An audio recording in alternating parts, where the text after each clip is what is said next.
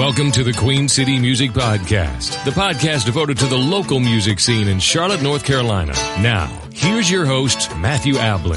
Hello, and welcome to episode 81 of the Queen City Music Podcast.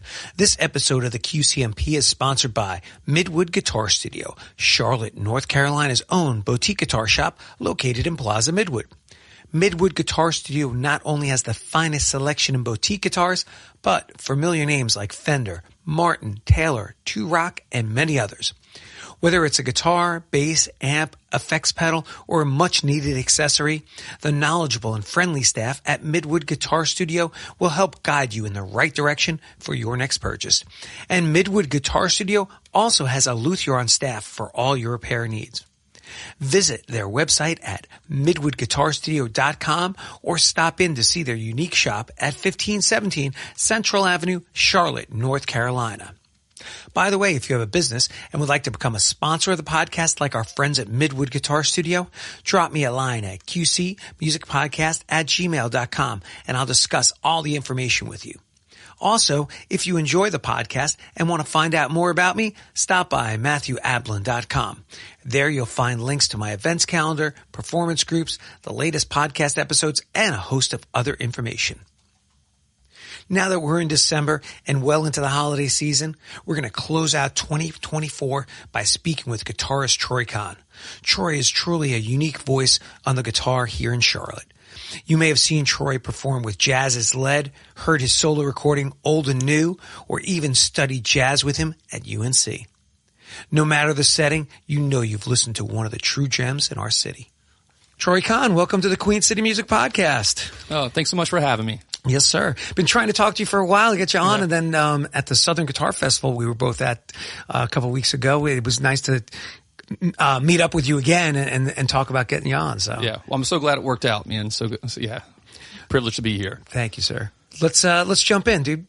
Are you originally from the Charlotte area? I'm originally from Charlotte. I'm one of the few people that are originally from here. That's true. I can now start to use toes in counting because most of the people I know aren't. You don't have an accent at all. Did you lose it? I don't know. I've heard that a lot from different people. Well, where's your accent?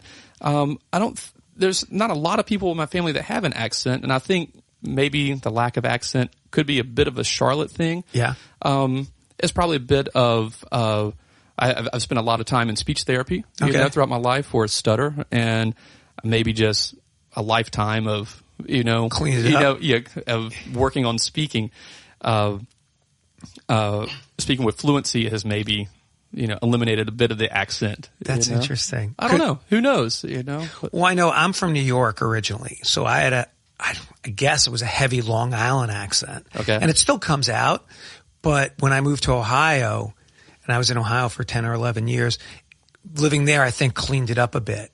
Gotcha. And I'm really sensitive to people from Long Island. I can hear it, especially in when they say water or coffee and things like that in real New York, Yeah.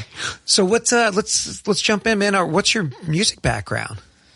So, I started off as a rock and roll kid. Okay. I was, it was just rock and roll. Kind of my two first memories of wanting to play guitar, were, I guess I was in 6th grade, and they happened about a week apart, kind of the end of the school year. The talent show, a band played the Black Crowes version of Hard to Handle, cool. Shake Your Money Maker, and I was just mesmerized. And then they had a little jazz band that played before our band concert. Okay. And I saw that, and they had the same guitar player was in the jazz band, and I knew right then that's what I wanted to do. Really? Both those things happened in the same week. Yeah. And but before that, my first instrument was trumpet, and so I learned trumpet in 5th grade. And Doug Henry was my teacher, who we've played gigs with now, and it's a fantastic saxophone player. But that was my first instrument. But I had a guitar when I was little. My grandfather bought me one from a drugstore, and it sat under the bed for years and years and years. But yeah, that's how it started. At what age did you pick up guitar? So let's see, how old are you when you're? So I guess I was 12, almost 13 when I picked up guitar. That's about the age. I don't know if it's was rock music back then, or if it is the age that kids start getting into music or different things. But that seems to be a current theme. Like a lot of folks, when I talk to them, it's around that age bracket. Yeah, same here. A lot of my friends, it's kind of the same thing. We all started about the same time. Right. You know, it's, I don't know what it is, but we all kind of started about that, about that age frame. And getting into guitar, what was it that attracted you to the guitar? Was it the rock music, watching players? It was just everything about it, the sound. It was, I was definitely into rock and roll. Like I wasn't, my first records were not jazz records. It was, it was definitely, rock. But just the sound of it. Like I remember like getting the Black Crowes Shake Your Moneymaker cassette and just listening to that over and over and over again, and like listen to the sound of the guitar and like looking at pictures, and just the way it looked, just everything about it. It's just like super I knew cool. like right on. And it's like, that's what I'm going to do. Very cool. Yeah, for me, I always say it was the needle dropping on a Black Sabbath Iron Man, and hearing that, that the bent string that Tony Iommi would do, and you're just like, I hear you. What is that? So powerful. Yeah, so powerful. And sometimes it's something that just grabs you when you're playing. So you were talking about seeing the jazz big band. Mm-hmm. Did you get attracted to getting into that right away? Like middle school, in my middle school, I think they had a jazz band, but it wasn't until high school that I wanted to try to get into it. Gotcha. How did that work for you? So I was able to just jump right in. So we, once I got a guitar, like I still played trumpet in the regular band, and but then when there was an opening for a guitar in the jazz band, I jumped in, and I didn't know anything what I was doing. I mean, like it was. I can't even tell you. Like I don't even know how I did it. Just because you were new to guitar, or just because I was reading new to charts? guitar, and like I couldn't read music on guitar back then, right? And it was just chord charts for the most part, right? And I had my guitar teacher write out some chord voicings for me, and but yeah, I was all over the place. Like it wasn't like I didn't have it sorted out right at the beginning. I know a lot of guys when I was in high school, and there was one guy. Well, I think the story, as it goes, a lot of us were trying out because they were opening up the guitar spot. So a lot of us were trying out. And of course, hindsight, 40, whatever, something years later, I'm like, oh, this is how you do the chord chart, right? Right. Like you don't have to play exactly what is written. Yeah, exactly. Right? Yeah. And, but none of us could play half these chords. We were like, I don't even know what this is. And they didn't have the chord, fingerings for it. There were no chord diagrams, and it was just, this is the chord, this is the chord, this chord. I don't know how to do this. And the guy who got it, apparently the rumor was he had gotten a copy of the music from somebody else ahead of time. And he practiced. And then he went in for the audition, and then he gave him the gig. Yeah. That's classic. That's that's not cheating, but but it's like, oh, come on. Yeah, that's. It's okay. He was a fantastic musician from every, I never heard him play personally, but if everybody told me, he was just, like there was a clique of us in high school. Everybody knew who the guitar players were, and everybody knew who was good, Yeah. So even if you never heard the person play, you were like, oh yeah, we know this guy's awesome. So I hear you.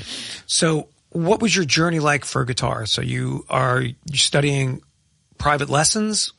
I did. Yeah. So, the deal was, so I wanted to play, wanted to play, and the deal was I had to learn some songs in this little acoustic guitar that was under the bed. And then once I could play some songs on that, and take lessons, my mom and my grandmother bought me an electric, and it's an Epiphone, a white Epiphone Les Paul copy. You still have it? Still have it. Damn. Still have it. I've tweaked it out. Like I put a Bigsby on it and done all the kinds of stuff. Like, it's kind of a Frankenstein now, but, I still have it. And then it was kind of all over. And so, I just, once I got that guitar, it was always in my hands. But I kind of, moved into, Like Zeppelin was definitely one of my first loves. I had a guitar teacher that showed me the riff for Heartbreaker, Whole Lot of Love, Dazed and Confused, and what was one more? Oh, Black Dog. And he wrote them. He tabbed them out. There's in tab them all on one page. On one page, just those riffs, and they're on one page. And I'm sure I still have it somewhere. And it was all over. Once I could play those riffs, that was it for me. That's the funny thing. I remember when tab came out, and it was the guitar for the practicing musician, and tab was out, and you had a nice teacher. My teacher used to write it out with notation. He was like, "Oh, this is how you play it," and I'm like, "Okay." Yeah, but see, I wish in some ways, I wish I would have done that. But we all have different paths. Yeah. But yeah, writing out would be much better, instead of taking the easy way out. But it did kind of accelerate the process for me, I guess. And from there I got into, some heavy metal. I went through my Metallica phase, and speaking at Tab, like my mom would take me to the Camelot Music, and they had all the like Tab books of the whole albums. You remember those? And she'd buy me like the And Justice for All, tab book. And I would just sit around and just play those things, like from cover to cover. And I learned the solos, and I didn't realize it was hard because no one said anything. It was just like I just wanted to play it, and ride the lightning. Did you work on this stuff with your teacher, or was this stuff you were doing on your own? A little bit, but mostly on my own. Yeah. For the most part. So I had another teacher named John Willingham, who I haven't spoken in ages. I think he's in Atlanta, and he tried to get me into some jazz stuff and just turn me on to some other things too. Okay. And he let me borrow. I still remember it was a Pat Metheny tape. That I have no idea what album it was and everything. And he sent it home with me. He said, I want you to go home and listen to this. He said, you probably won't like it now, but one day you will. I have no idea what record it was, and it was the same thing. I listened to it. Did you wind up liking it more? I was part of it. I thought was pretty cool. Part of it, I just wasn't ready for it. You know. But he was always trying to get me onto playing some other stuff, and he was the first person that kind of showed me like a proper way to play, a minor 9 chord, and a dominant 13 and major 9s. And he made me play through 2-5-1 cycles, which I make all my students do now as well. And so I kind of got this thing, and I was always into it. Like I loved it, but I wasn't ready to just commit to just doing that, So what was that like? You're primarily, I guess it's safe to say, doing jazz now. When was that switch for you that you were like, okay, time to put away this, let's move into this? Or was it gradual? It was gradual, I think. Yeah. I think it just took many years to, to make the switch to, jazz guitar, or what we would think of jazz guitar. And because before that, like I had my metal phase like everybody else, and just wanted to shred guitar, and then I went through a big, like the opposite of that. I went through a big like Sonic Youth and like noise rock phase, and then I had, Dinosaur Jr., like I loved all that, and, Jay Mascis and all that music, and then, so it all kind of slowly shifts, and, and studying classical guitar in college, and then getting more and more into jazz the whole time, I mean, it was always there for me. That slow fall into jazz. Right. Yeah. And then it just kind of became like what I wanted to do all the time. Interesting. Yeah. Were you playing in rock bands and stuff? Of course. Previously? Yeah. I had we had a rock and roll band, in junior high school, and we played, and, we were playing gigs, we were young, and a lot of these places aren't here anymore, but our dads would take us, or like one of our older friends would take us to a spot that, when they would say, no, you can't play there. And so we were, 15, 16 or so, playing shows, playing That's gigs. Awesome. I remember showing up in one spot, and they were so upset because we were just kids. They didn't know. They thought they hired like a A band. Like a rock and roll, yeah. adult band. You know, we showed up and like, I just remember being so upset, but they let us play, you know. I remember going to see a friend of mine, and they did a similar thing, and they had a pretty decent band back then in high school, underage, playing at a bar. Right. And they let me in the bar, and I just sat there drinking my Coca-Cola, watching my friend's band play. And they're like, oh, yeah, you're not drinking, kid. I'm just here to see the band. Yeah, right. And get the big X's on your hands. Yeah, and that's fine. But shouldn't be any harm in that. You know, that's that we got to learn somewhere. You know, and I'm I feel very, very fortunate to have had that experience. You know, early on. You know, because I feel like maybe it's a little different now. You know? Yeah, I think we've got to go through a journey. Yeah, you know, and I think as musicians, everybody's going to encounter different things that they're interested in, things that they're not interested in, and that's how you start to find your way. I always say my career as a musician zigzagged all over the place. Right. I went from this, and I went to that, and I went to this, and I went to that. Yeah. I'm like, just to find out what I really liked, and then I kind of settled back into doing what I'm doing. Yeah, I hear you. Which makes it interesting because I got to follow my muse for a while and say, I tried that. I didn't really, didn't gel. Yeah. I liked this and I didn't like that. Yeah, I get it, man. Yeah. So was it before college or when you decided to go to college that you started to get into jazz more and more? I would say, I was definitely into it before college, but I wasn't I didn't really know any tunes. Right. Like I think I could like comp through Autumn Leaves or right. There's a couple. Actually, I could comp through everything on the Jimmy Aebersold Volume 54, which is Maiden Voyage. Great. I could comp through. I knew all the progressions to those songs. Yeah. But I never properly learned the heads, Yeah. It was just something. Some of them I did, but I could do that before college. You know? And my reading really wasn't together until I got to school either, though. So when you went to school, you went to UNC. Mm-hmm. Did you you went to study and you studied classical while you were there? I studied all classical guitar. Okay. Yeah. Was that were you a performance major? I was a performance major, yes. Okay. And studying that classical guitar track. Yep. Why classical and not jazz? That's all they offered. Okay. They didn't have a jazz program. They didn't have a jazz program. They did have a big band while I was there. But no, like you couldn't study jazz, at UNC Charlotte when I was there. Interesting. Mm-hmm. How did you enjoy classical? Well, my original plan was to get started and then I thought, well, you know what? I'll probably just transfer somewhere and go study jazz guitar. Right. And then I played, like I was just doing that first semester, I was trying to, like I said, it was a sink or swim kind of situation with the reading. Yeah. My reading was almost non-existent, Well, if anything's going to help you with reading, it's going to be classical guitar because it just kicks your butt. Oh gosh, you're so true, man. So right. And it was. I mean, it was kind of beating me up. And Michael Mosley was my teacher. Just I can't say enough great things about him.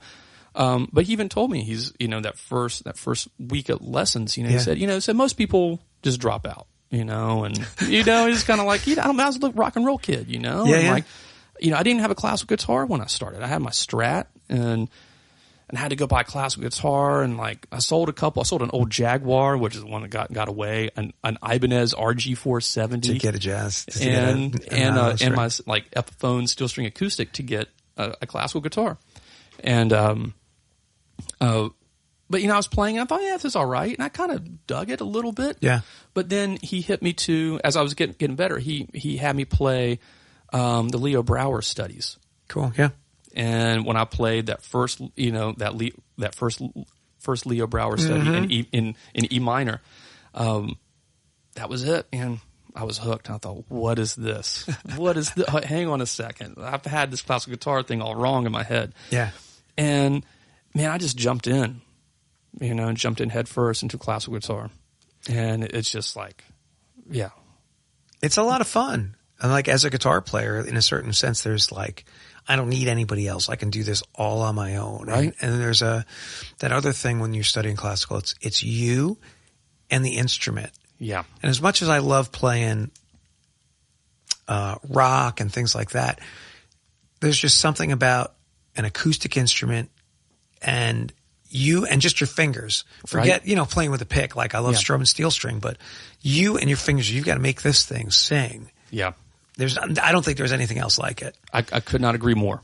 That is, you're so right. And there's something about, just having, there's nowhere to hide. Yeah. There's nowhere to hide, but just your connection with the instrument is so pure. Mm-hmm. And, there's no, you don't have a pick, there's nothing else. There's no amp. You're not attached to a tether. It's just, what are you creating with this? With this instrument, and just by yourself, and how you shape your fingernails, everything about it. It's just like, and I know it seems silly. No, it's the truth, actually. Yeah, but just every little thing, and how different you can sound in the morning, and how different you can sound at night. Just because how you're holding the instrument could be slightly different. The funny thing is, after all the years of playing, if it's one thing I realized, my hands never feel as loose unless I'm playing classical. Right.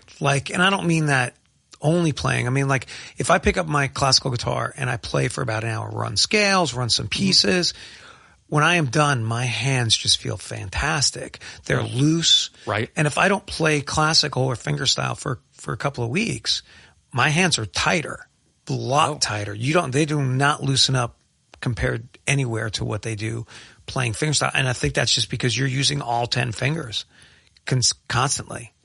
Yeah. No, I'm with you 100% on that. Anytime I'm playing something, we all go through when we have, a bad night or whatever. Yeah. But if I'm having a couple where maybe I'm not quite as on point, or I feel kind of lousy about what I've been playing. Right. A couple times in a row, I know I got to get back to the classical guitar. There's something to it, how it, what you're saying, technically and getting your hands loose, but there's also a mental thing of organization of melodic and harmony and where everything's sitting. There's something to it that seems if I need to, that seems to sort itself out for me. I can go practice classical guitar and those things, and it carries over and it helps, and it kind of gets my more improv based playing together. And it's really cosmic. I don't really know why that is, but it is. Might have to just be with the amount of concentration you need to put in, right? Yeah. Because jazz or classical or other styles, you can afford to be a little sloppy. It's okay. Yeah. But with classical, everything's got to be in its place for it to come out accurately. True. Yeah, so true, right? The way you hit the string with your nail, the way your finger is butted up against the fret for that clean sound. Yeah. You can't slide around. I mean, it's just everything is involved in it. Yeah. Yeah. There's a lot to it. The only thing I didn't like, and I don't know if it affected you, was the performance. Okay. I always felt completely out there. Oh, yeah. You are just open. Yep. And everything's quiet, and people just focused on you. And it took me a long time to get rid of some of those nerves for it. Yeah. So much so that I enjoy playing rock now because I stand up and I move. So if I have nervous energy, I can get it off. Right. I hear you. Classical, you can't do that. You've got to sit there. Did that affect you at all? Of course. Did it bother you? Oh yeah, definitely.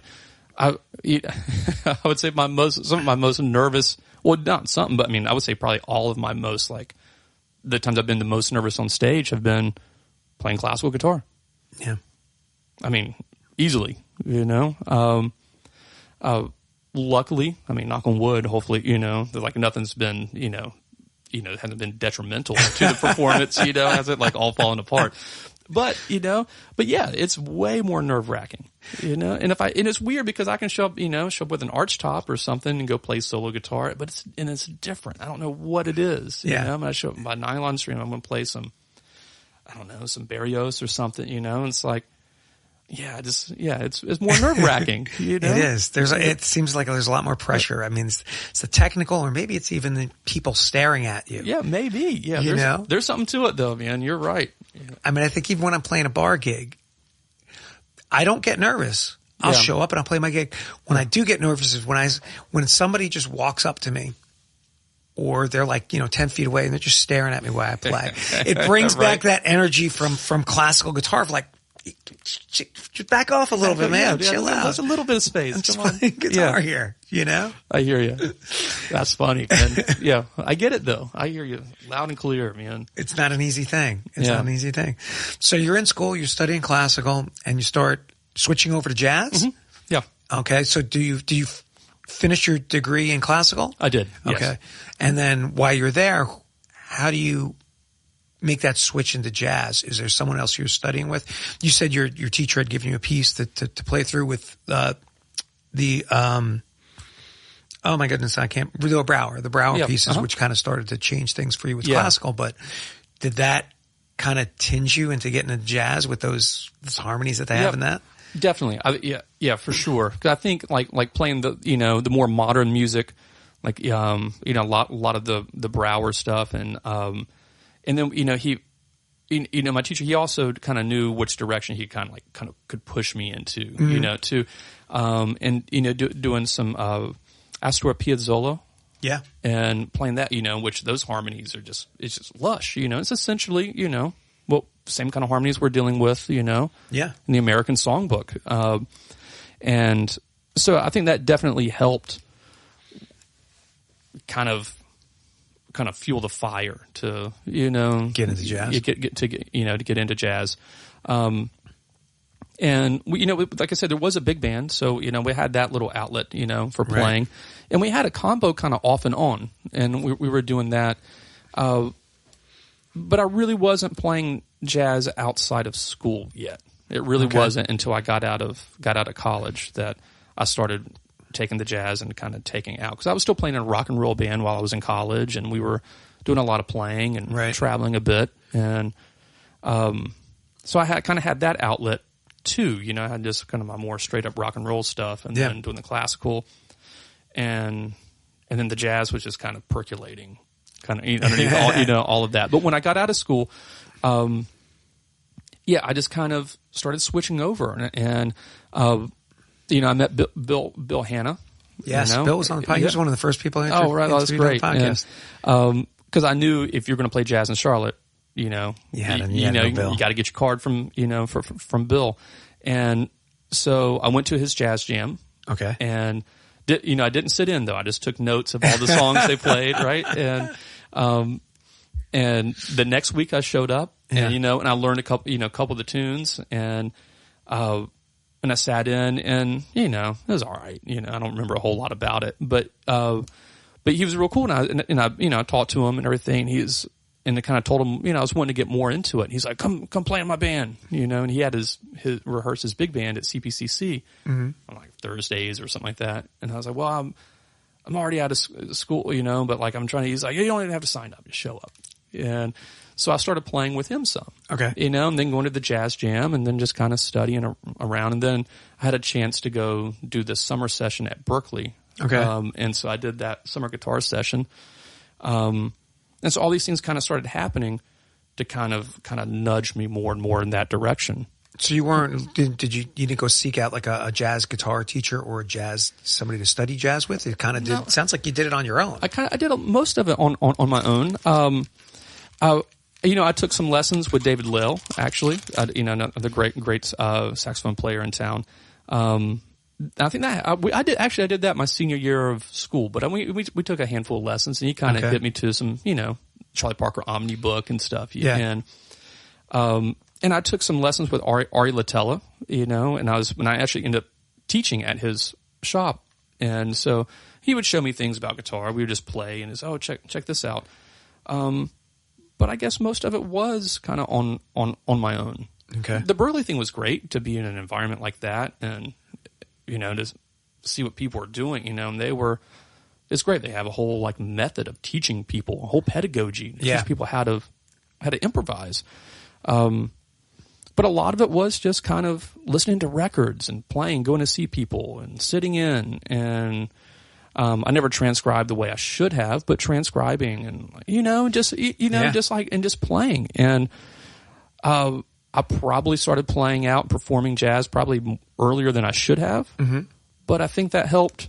I think that helped kind of shape, my playing now, help shape the player that I became or am becoming, That was the thing. I remember being, where was I? I was in, my gosh, I can't even, I think I was in Cleveland. Stony Brook. There was a jazz guy, and I took a lesson with him. And I took a couple of lessons, and it just did not make any sense to me. Really? That was one of the things, like, I understood it, like, from a musical perspective. Yeah. But the phrasing, like if I was creating licks and solos, coming from a rock background with blues, that was, it is more linear. Like, play this note to this note, bend this goes into that, and that makes sense. And then jazz, he would taught me some ways to do some jazz licks, and I just never, it was a language that I never really fully grasped, and maybe that's because I didn't listen to it enough to understand it. Right. Where if you're studying rock, you probably got that running in your head all the time. You got these songs, these guitar solos, and it seems natural. But when you go to jazz, if you are not listening to it, it seems kind of, to me, it was difficult to pick up that language. Yeah. Oh, I could not agree more, man. It's like, I mean, it's impossible. Really. Yeah. It's impossible because it is what you said. It's a language. I mean, if we're trying to learn French, but we don't listen to anyone speak French. Yeah. I mean, they're not going to know what we're saying. We're going to have everything. We might get close, in something, but yeah. I mean, you got to listen to it. And I know, and so on that kind of, on that same kind of thought, I know, like, things really turned around for me once I was listening to jazz records with the same enthusiasm as I was rock records. Okay. If that makes any sense. Yeah, absolutely. And I mean, like, the incredible jazz guitar of Wes Montgomery. Like, great album. I couldn't tell you how many thousands of times I've listened to that record. Yeah. And there's a couple early Schofield records. Who's Who is one of them, Matheny, those live trio, I think it's like Trio 2000. I think it's like Trio 00 or something like that, or 01 or something like that. Like, listening to those records, like, I listened to those records with the same enthusiasm as I did when I was listening to, Zeppelin records. Right. And then I noticed, like, my playing started shifting at that point.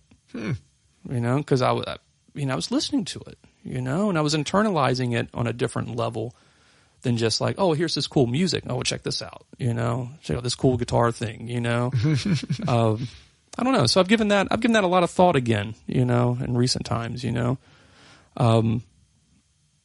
So yeah, listening's is a huge part of it.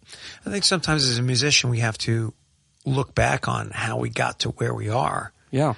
Because if you don't keep track of yourself, you kind of lose your history. Yeah. A little bit so of true, where you right? are. Gosh, so true. Because I know for me, one of the things that hit me at some point when I was studying classical guitar and I was done with school, my friend had gotten into flamenco, and this dude went hardcore into flamenco. Yeah. And became, to me anyway, a tremendous flamenco player for a guy who, is an American and didn't really go over to Spain to study and didn't, do all the stuff. And I got into it, and I was accompanying some flamenco dancers, Nice. real low level. I Okay. mean, I don't even want to sit there and tell somebody it was, oh yeah, I was doing show. It was like practice rehearsals for beginning dancers, and I'd learn comping what I need to do and get my own rascato and all that together. But That's great. yeah, it was a lot of fun. I mean, I picked up a lot of stuff, and fingerstyle classical really helped with it. But at some point it hit me while I was trying to learn this stuff. I'm like, this is a completely different language. Yeah. If I really want to get into this, I need to go to Spain and I need to kind of understand what this is all about. Right.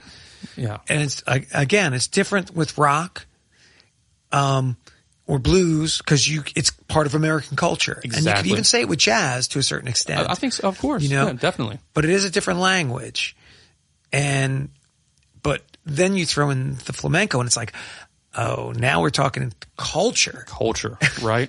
Yeah, you got to be there. You got to see them doing it in the streets. Yep. You got to have the food. You got to have the smells. Yeah. You got to have that whole thing to kind of get, why are they doing that? What is the reason? What is this flamenco? Yep. It's a whole, like you said, it's just a whole cultural thing aside from just another language and another style, and dance. It's heavy. I mean, they understand the rhythms and how you clap. Like, I'm like, what? Yeah. This, right. Duendo? It's this whole feeling that you're in at the moment. You're like, what are you talking about? I have to learn this whole language. Yeah. So needless to say, I got to a certain point with that and I was just like, okay, I'm kind of going to pack my flamenco dreams away, somewhere else. But, so with the jazz, getting into it, there's a lot of different, you've named some players. You got Wes Montgomery, Pat Metheny. Yeah. Hearing you play a couple of times, I've heard you do the Jeff Beck tribute, which we'll talk about later on. Okay.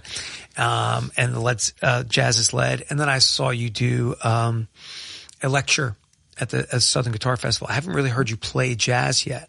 Okay. But it makes me think you took the more modern approach to jazz in a sense, because I listened to your playing, even though it was short in the lecture, and you've adopted that kind of Wes Montgomery, hollow body kind of sound. Yeah. But, you also have that, I took that Pat Metheny modern track and I'm not afraid to put some chorus or some distortion and whatever I want to on my guitar to make it sound. Oh yeah. Yeah. I'm not afraid of any pedals at all. Yeah. So I definitely came to jazz through, I came through it a different way. I definitely came through, more of the like fusion-y, right? The more fusion-y stuff, like Mahavishnu and like, a lot of like Schofield and Metheny. I know this is probably like fusion-y things, but it's more modern.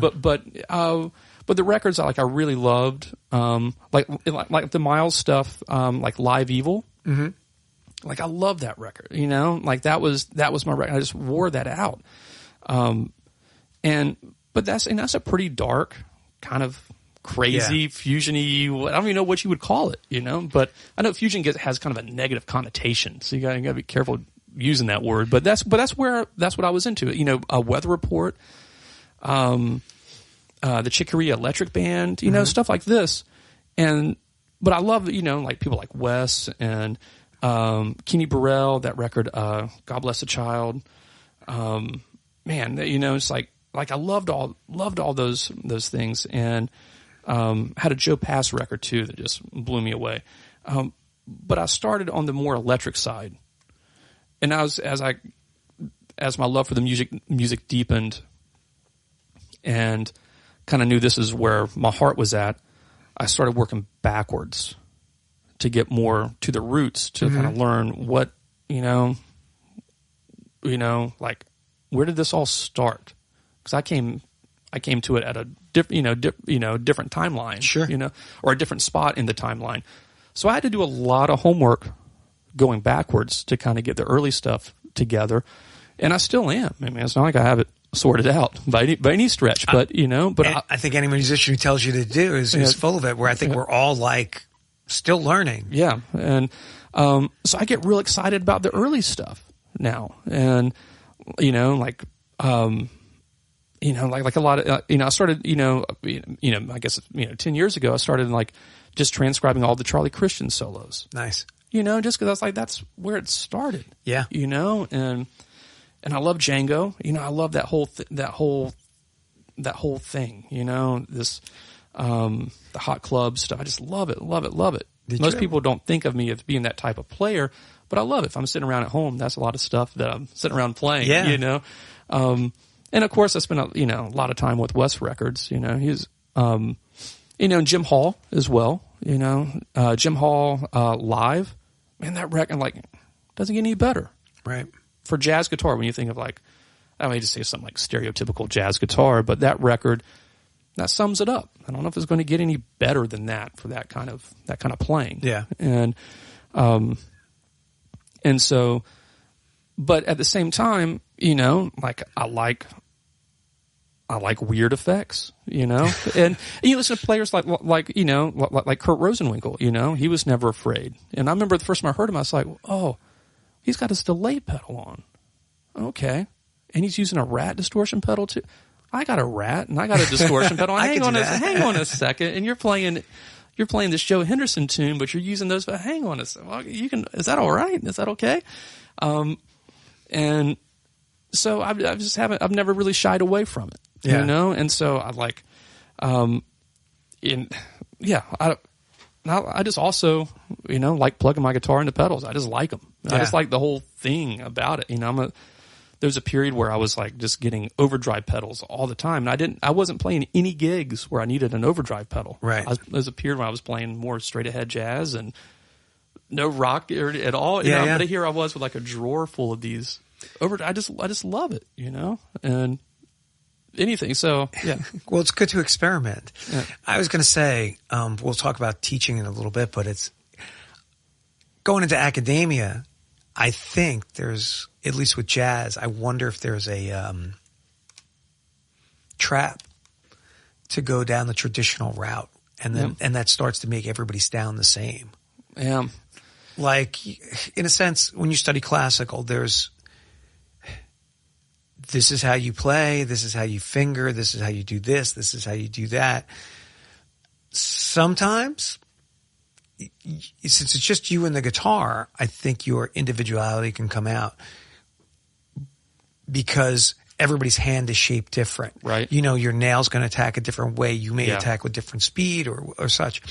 Same thing with electric guitar, but in a sense, I almost feel like there are a lot of guitar players who fall maybe into that traditional route where they are just adopting that Wes Montgomery tone and, you know, dial it in and I'm good. I'm playing jazz. Yeah. Do you know? Yeah. And they're trying to find themselves. Yeah. Yeah. There's definitely a thing of, you know, get an arch top and turn your, just neck pickup, tone knob all the way off. And that can be an okay sound for some people that can make it work. But there's so much more to it. Right. You know? And who knows what these guys would have done if they had access to all the pedals. I mean, you just never know. But yeah, I think it can be a trap just to, you know, this is the way that you do this and do this and do this. Yeah. And that's the only acceptable way. You know, if you don't do that, you get an F. And I don't know if that's doing the music any justice. Right. You know, you know, with effects and everything, I think you do have to have a good bass tone, or you know, like your home bass kind of tone. Yeah, and that is clean. I think you should have a concept of what your clean sound is, and if it has to have a little bit of dirt on it or a little raspy or something, that's okay. I still think that kind of falls into that, but you got to have some kind of concept of a unaffected signal. You know, essentially. So I think that's super important, is to have a concept of what you want to sound like before you start adding in all the toys. But if you're hearing it and you say, oh, well, you know, man, it'd be really cool if I had this, I don't know, phase 90 on when I'm playing through rhythm changes, and that's how you're feeling it, and you can play it and you can make it work, then what's wrong with that? Yeah. You know? Well, it's taking chances. It's taking chances, and pushing, you know, and as long as it's sincere, you're not just saying, "Oh, I got a phase 90, I'm going to put it on full blast and play it on everything." You know, like I'm not saying that, you know, but trusting yourself. If you say like, "Oh, well, man, it'd be really cool. I feel like I could really do something with this." Yeah, go for it. I think. I don't know. You've got to follow what you think. Right. If all you're going to do is, I'm just going to play, and I guess that is a way to do it. I mean, I'm a traditional jazz player, and I want this sound, and that's all I want to do. I'm not interested in doing all this other outside stuff. That's fine. Some people they want to do that. Yeah. It's awesome. And I listen to those players, I'm like, oh man, that's awesome. And sometimes I'm like that. Sometimes it's like, oh man, I don't need all this getting in the way. But I go through periods where it's like that, and then I go through periods where it's like, I want the lights to dim when I plug in my pedal board. Like you want to tear it up. Yeah, so I don't know. Well, let's jump into some performing stuff. Sure. So, as mentioned before, I saw you with Jazz is Lead, and I saw you with the Jeff Beck tribute at Middle C.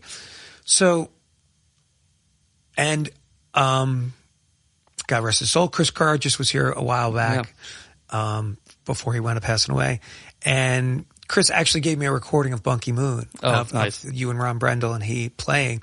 So I'd heard that. And just seeing all these outfits that you play in, do you prefer to play in instrumental groups more than with a singer? Well, because it seems like every time I've seen you, that's the outfit, that's the ensembles you're playing with, purely instrumental music. Yeah, I mean, I guess that's fair to say. I like working with singers too. Yeah. I mean, it's nothing. I have nothing against singers, but I like playing instrumental music. I think that's just, I don't know. I mean, but there are great singers that I work with, and I think, oh, that's great. This is awesome. I just love it. Yeah. And I love accompanying singers. I love that. And backing up singers, that's great. But most of the stuff that I'm going to do, like if I'm a part of it or if I'm doing it, it's probably going to be instrumental. Interesting. And talking about Bunky Moon, did you only do the one recording, or did you do a couple? No, we have other recordings, and actually, me and Ron were just talking about this. There are other recordings that are not on that record. Okay. There are a couple things that didn't make the Stuff We Like album that we were. Well, a couple. I think one of them we released as a B-side, and there are a couple things that we did before the old house closed. Yeah. We were the last. Chris wanted us to be the last thing to happen in the old studio. Oh, that's cool.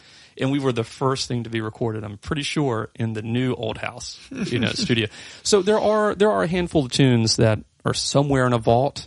And I was asking Ron if he had a couple of these things, because I looked through my hard drive and I can't find any of them. But I know they exist. I know a couple of things. But that's the only record that we have. Man, I enjoyed it. No, I appreciate it. Was that the whole goal when you guys started doing it? You just wanted to do some instrumental covers? Yeah, well, so we all played like jazz trio gigs with people, right? I mean for, just around, background music and stuff. And me and Ron played a duo gig in Statesville, and someone requested Maybe I'm Amazed. And okay, love that song. Oh, that's a great song, right? I didn't know it. And we were playing the next week. I said, well, I'll have it for you next week. Yeah. And so I did a little arrangement for it, and sent it to Ron. And so we played it, and they liked it. And then I was like, well, I got this David Bowie arrangement too. And then I was subbing for John Alexander at Blue. And so it would have been just me, Ron, and Chris. And we brought those arrangements. Said, well, hey, check this out. Let's do this. Let's add these songs. And so we played them that night. And Chris was like, we got to record this. And I was like, yeah, let's do it. And then I was kind of like, man, this is going to be like the Sleepy Time record if we don't do something. And then I think everyone got excited because I was like, well, let's do some off the wall stuff. Let's dig deep. And then I think everyone was a, prog rock fan. And so we kind of assembled that list of songs. Yeah. And just it was just so easy. I've never been in a band like that where it was just like everyone's on the same page the whole time. It's just magic. Just, absolutely magical. We recorded that record. I mean, I was ready to pack my things. Oh, man, we're going, this is it. This is what's going to, take us. I quit everything else. I'm only doing this from now on. But that's how that started. And so it was the goal. And to do an instrumental version of these songs, kind of like what we do with jazz. We take these songs that had words from some musical. Right. And then we're just playing them instrumental style, where we're just doing the same thing, but now we're doing it with rock tunes.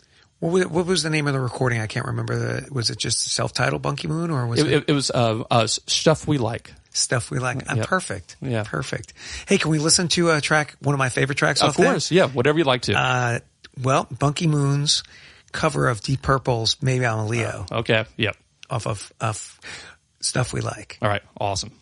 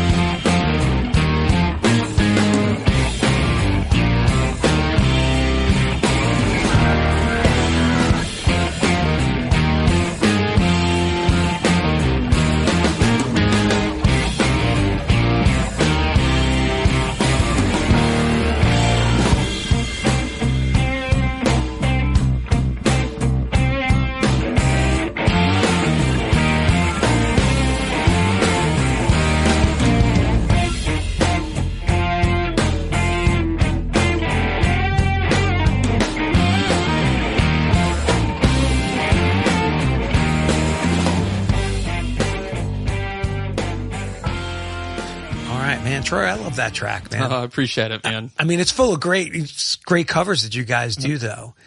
One thing I started to notice, though, is, and I want to talk more about your self-titled recording too, but Chris was on this and Ron Brendel, and then they also play on your self-titled recording. Yeah.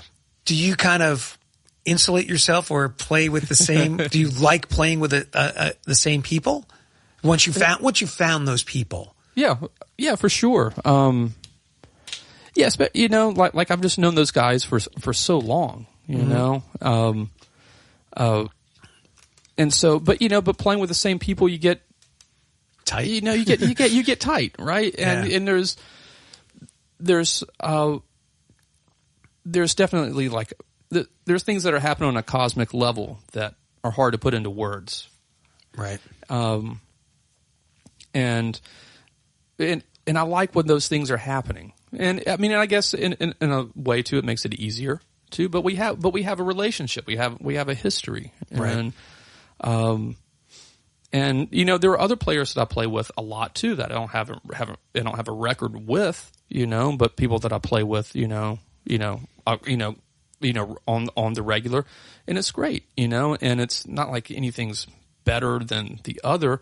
Different people bring out different things in your playing. Sure. And just, but I've noticed, in the past, definitely the past year or 2 years or so, I definitely have a small pool of players that I'm playing with a lot. Right. And I've been really, really lucky because I love everyone that I'm playing with. Yeah.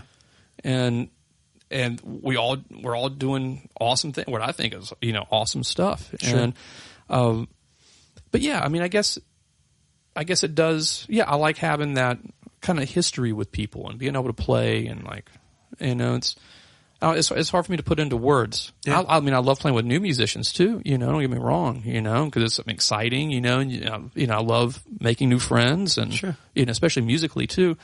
But I guess on those, like with Bunky Moon and my my own record, it just kind of made sense to do it that way. And plus we played gigs and they kind of already knew the songs as well. Right. Too, so it's in a sense, and that's to boil it down to this. It's like an old shoe. You're comfortable with it. You know how it's going to react. You know how you're going to react to it. Like, right. For example, I played with my friend John. I've been playing with him in a duo for, oh my gosh, 18 years, something like that. And I remember I was playing with another drummer for a bit, and the other drummer kind of threw me off because they played more like ahead of the beat. Right. And I was like, this is, and John is he's pretty right on the beat. Yeah. And this other person was just kind of threw me off, and I always felt like they were rushing. And I just kind of like, no, man, what are you doing? You back it up. Yeah. Right. No. Yeah. I hear you on those things. And it's tough. You got to make that adjustment, you know? Yeah. There's a lot to it. Yeah. You know? Well, musicians, there's also there's that relationship thing. You know, you have a certain je ne sais quoi. You know, of course. To it. And there's a mental connection. I know when he does this, this person's going to do this, and this person's going to react this way. I know that kind of give and take in the musical relationship. You know. Yeah. It's really interesting. I just thought I'd ask. Yeah. No. It's a very valid question. You know. There's actually we did on my solo record, or on Old and New, my record with Ron and Chris, we did a whole like kind of avant-garde section that I meant to cut up and to put into little sections, little interludes and stuff, and I never did, but we have the whole thing together. I've never released it, and I really need to, especially. Because Chris was such an advocate for it. But there are things that happen in this kind of free avant-garde thing that we did. Yeah. There are things that, especially one moment that happened in there that you would swear we made some kind of like cue, or we rehearsed this thing, or we did some studio trickery, and it's not. It happened organically, and it was great. And like you listen, and like I don't think anyone would believe me when I put it out. I think someone said, "Well, they cued that or something," and it just happened. Everyone's got their eyes closed, and it just happened. And so stuff like that is, that's what it's about, And, and I miss Chris so much, still, probably always will, and, he kept me honest in the studio as well, and that was a big thing, and it's good to have such a close friend to keep you honest, you play something, he's like, hey man, I think you got a better one. Right. Or hey man, you want to come check that out? You sure? Just something to, kept me honest. And I miss that as well. It's a difficult thing when you have people and you're so used to having them around and then they're not there anymore. Whatever the relationship is, family, friends, it is difficult.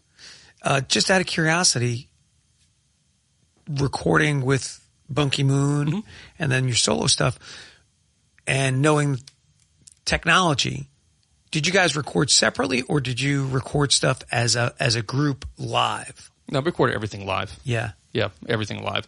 On Old and New, on one of the tracks, there is an acoustic guitar that plays a solo, and that was done as an overdub.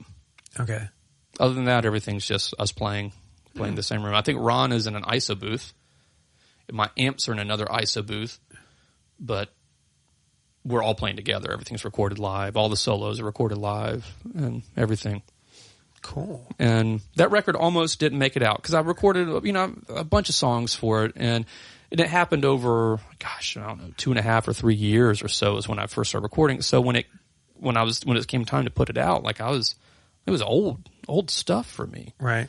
And I was like, I don't know if I'm even going to put this. Am I playing so different now from what it was when we first started doing this? And it was Chris that said, "Man, you're crazy. You got to put it out. You just got to do it. You got to finish it." That's the thing. And so I kind of took the songs from that session that I thought kind of worked well together, which is pretty mellow. It's a pretty mellow record, and more mellow than I probably wanted it to be, but that's what worked together, and so that's how it came together. It's also where your headspace was at the time, and that's of course that's a friend explained it to me because I didn't do a lot of recording. I do recording now, and I'm starting to put out some of my own stuff, but when you're writing your own material, it is it's your artistic statement for that point in your life and where you are. So true. And it doesn't, the next thing happens and your sound might change. Like you're saying, I don't play like that anymore, or my head is not in that spot anymore. Well, yeah, because 5 years later, you can't be. Yeah. Do you know? Yeah. Yeah, you're just a whole different spot. Everything's different at that point. Yeah. And, a lot of times, like I think for the next record, I said, I'm going to do something really aggressive. I'm going to do something, really, dig in and do something kind of crazy and wild. And I might be that, but a lot of times when I sit down to write, what comes out is pretty mellow. So I'm not, so I don't know. We'll see, what ends up happening, but I can't, but, writing's always been a catharsis for me, so it's, I guess you can't wrestle with it too much and force it into the only thing I think you can do, and I'm not saying I've written a lot. I've only had one EP that I've written, with more hopefully in the future as I get more into recording. But when I did mine, I wanted to go that Led Zeppelin route. Okay. In where I wanted each song to have its own individual identity. Yeah, I hear you. I didn't want it to sound like the last one, whether it's like, oh, this piece at the end is a finger-picking song, as opposed to the first song, which is more kind of Allman Brothers vein. Yeah, everything kind of has its own. It all fits together because that was my headspace at the time. But they all sound individually different than one another. It's not the same. It's not the same. Yeah, and I think that's one of the tough things to do. Like you're saying, oh, I want to do something aggressive. Well, maybe it doesn't have to be a whole album. Yeah, it could just be one track on that album. You're like, I'm digging in, man. Yeah, I hear you. So. Yeah, I think that's where you can be. Okay. Yeah, man. So, did you record Old and New at Old House too? Mm-hmm. We did with Chris. Yep. Sweet.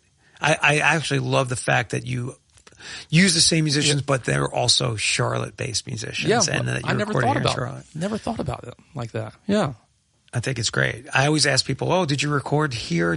Oh no, we recorded that there, and we didn't." Yeah. I'm like, "Come on, man, you're in town, support the folks in town." Yeah, support the home team. Can we take a listen to one of the tracks off of Old and New? Of course, yeah, definitely. What do you want to listen to? Oh, I don't know. How about maybe Alonzo would be a good one. All right, let's take a listen to Alonzo off of Troy Conn's 2018 recording, Old and New. All right, cool.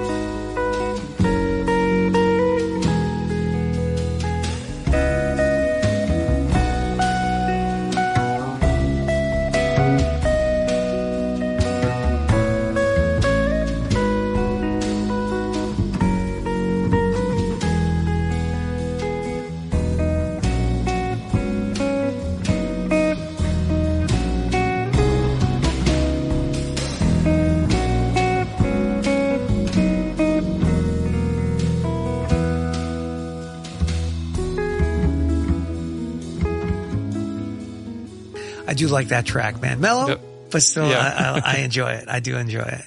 What, Chris pushed you to put that out at that recording. Mm-hmm.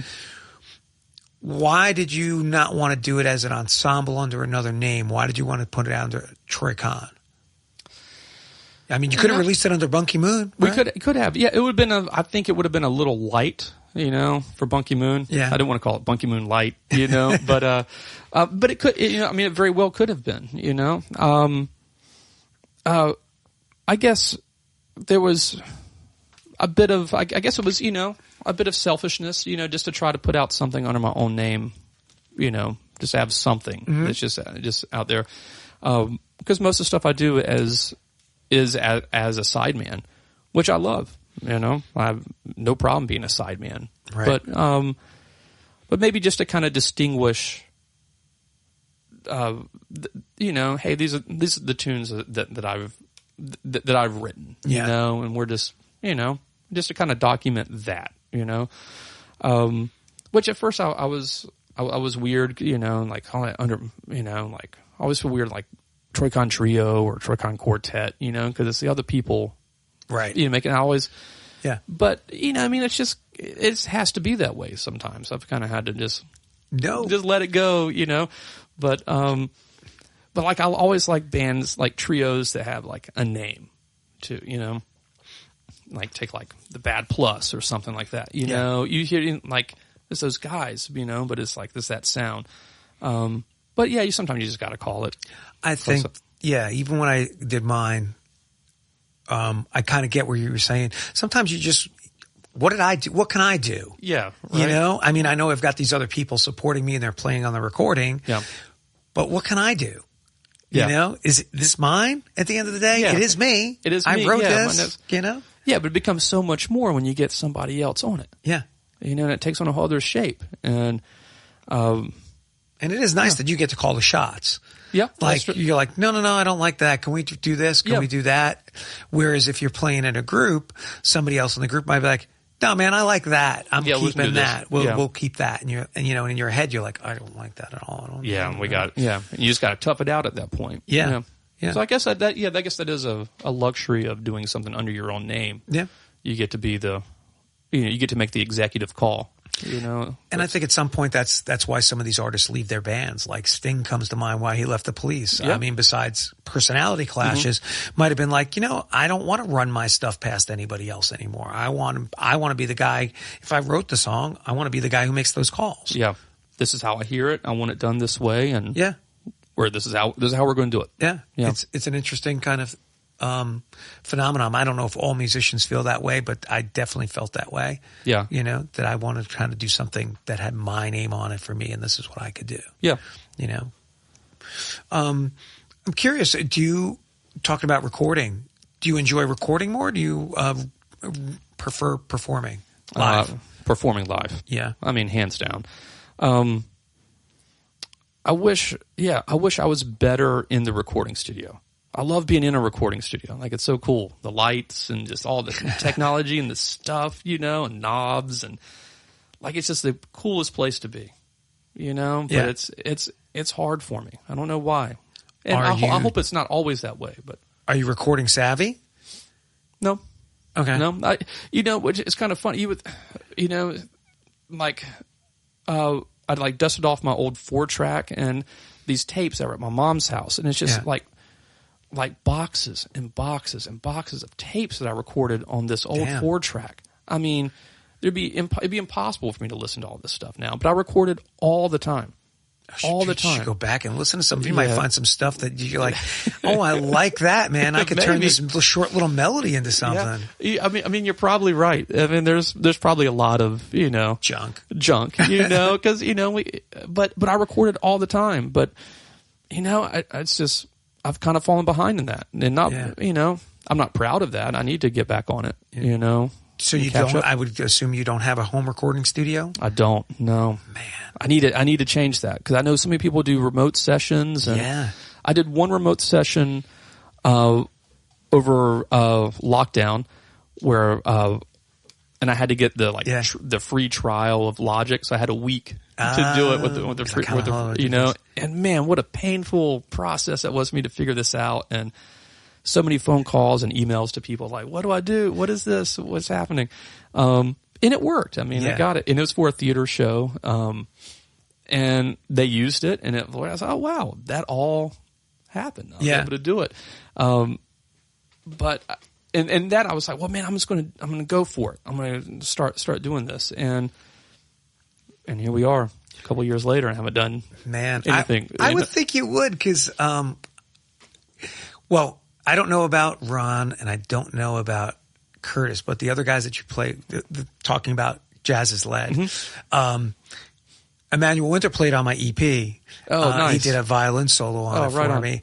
And sent stuff over to him, and he's like, "Yeah," sent me the files back. Boom, and I'm just like, "This is doing studio sessions is fun." I mean, I've done a ton of them. I've done a couple.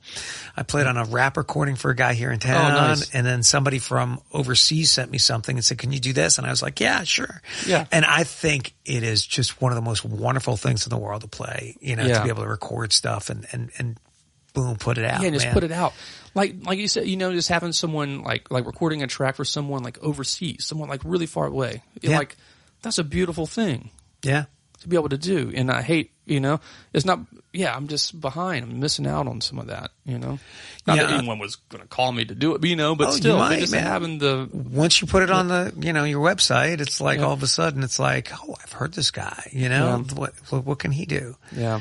But I think it's almost a necessity, but there's definitely a learning curve because you go down a couple of rabbit holes. Oh, I'm sure. And you're like, how am I going to do this? Like, my new thing now is like ambient music. I'm really kind of getting into that. And I'm like, ooh, I don't even have to play guitar. This is all just synthesizers and this, I can do this. And I'm like, man, once you kind of get into it, and then you're like, how do I mix a track and how do I put this? Because all that goes in together to learning the recording, the aspect of recording. Yeah, of course, right? There's knowing where to put things in a mix. Yeah. And, there's a lot to do.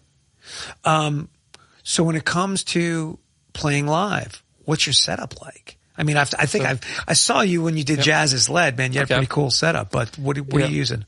So I have a couple different rigs for different groups. There's a lot of crossover too, but with Jazz is Lead, I'm doing more kind of traditional setup. I have an Oldfield amp, which is made by Paul Gussler here in Charlotte. Great amps, and it's it's around a deluxe kind of wattage, 20, 22 watts, somewhere around there.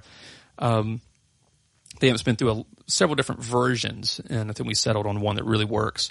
So I have that is the amp, a slew of pedals, because I got to be able to create a lot of different sounds with that group, and I love the whole cascading gain thing. So I have,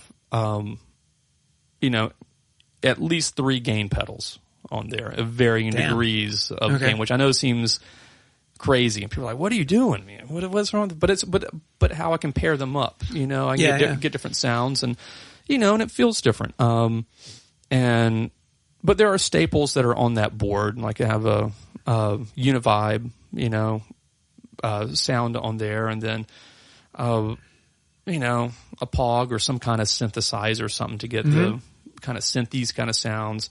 I love running analog delay.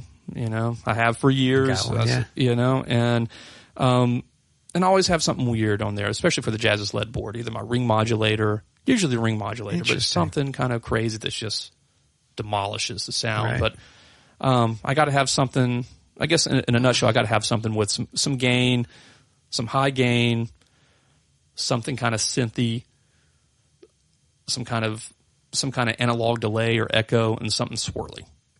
I gotta have, and something weird too. I gotta have something that's just like weird. I gotta have those things at my disposal to make it all work.